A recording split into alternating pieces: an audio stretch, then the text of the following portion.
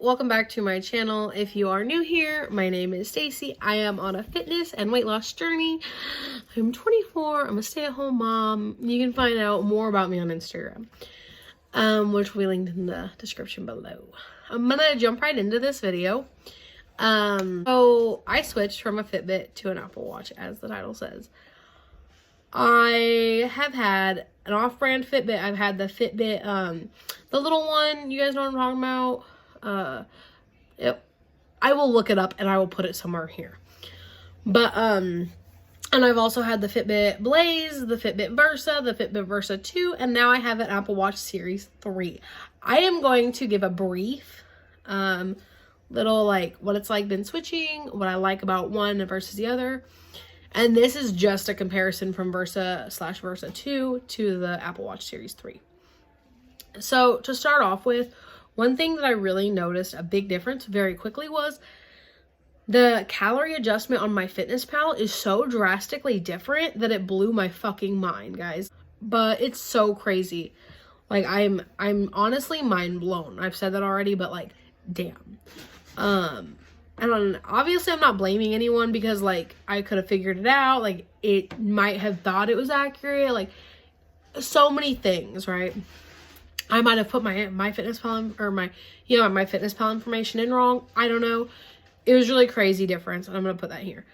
But from there, as you guys saw, the difference, like, it shocked me because I'm like, okay, so maybe that's why I gained some of that weight back that I lost.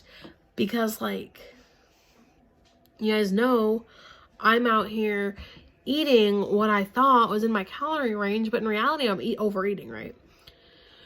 Since getting my Fitbit, since getting my Apple Watch, I've lost like 2 pounds, which is a pound a week about.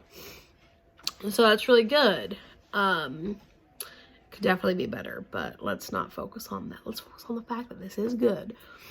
So one of the things that I noticed that I don't really love about the Apple Watch is the fact that you have to have an app for your activity.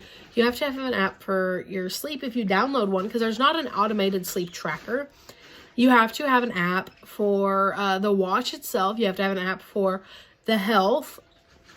And I'm sure you don't have to have all of these, but like, if you really want accuracy and like all of that, you're going to have them, right? Or if you want the most out of your watch, you're going to have these things. So it's like, that's not something that a lot of people love. I don't love it, but I'm not mad. You know, like, I have the space in my phone for it. Right? So it's not that big of a deal.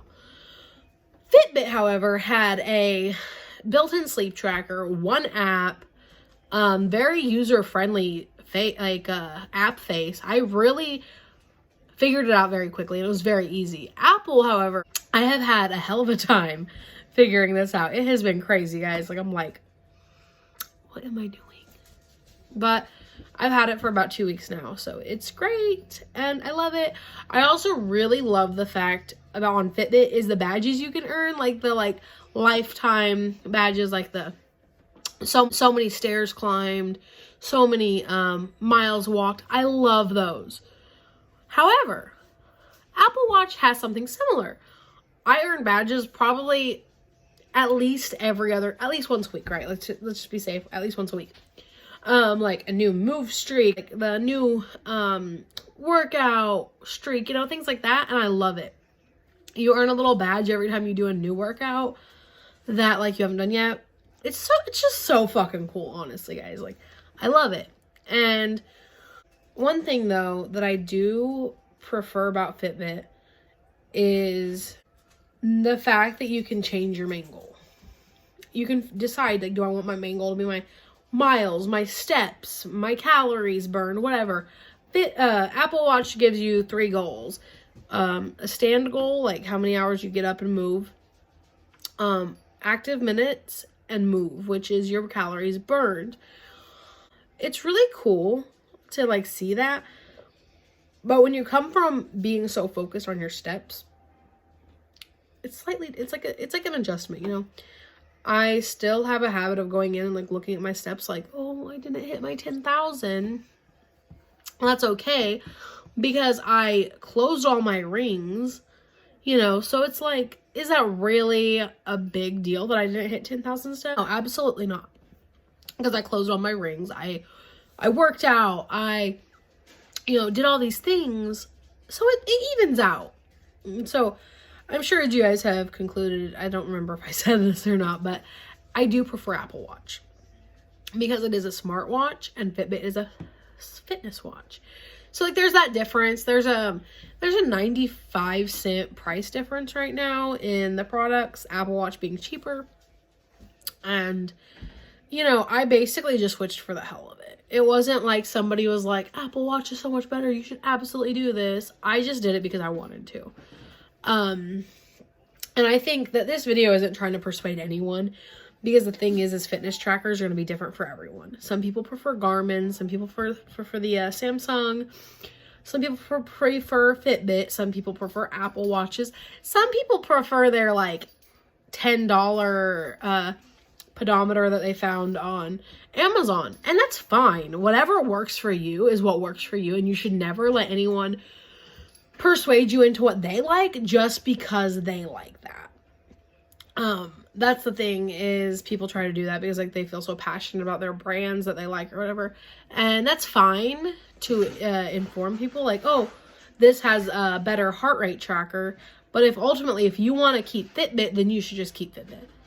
That went a little bit deeper than I needed it to, but you know what I'm saying? Like, it's just something that I saw recently, you know, weight loss group, about how some people were like trying to persuade someone to go to an Apple Watch because she had an Android, and she's like, I can't. And that's another thing, is Fitbit is universal. Apple Watches are to iPhones only. And I switched to an iPhone a few months ago, and I absolutely love my iPhone.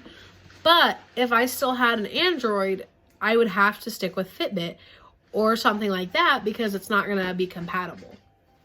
And so that's something else you need to take into consideration when you're looking for the perfect smart device or fitness device to help you on your journey. One thing though that you have to remember is this is just a tool. This is not going to be your personal trainer. It's not your life coach. This is just a tool, and everything is basically roughly estimated. Some are more accurate than others. Like, I've seen Fitbit work wonders for people, and then there's people like me where it overestimates.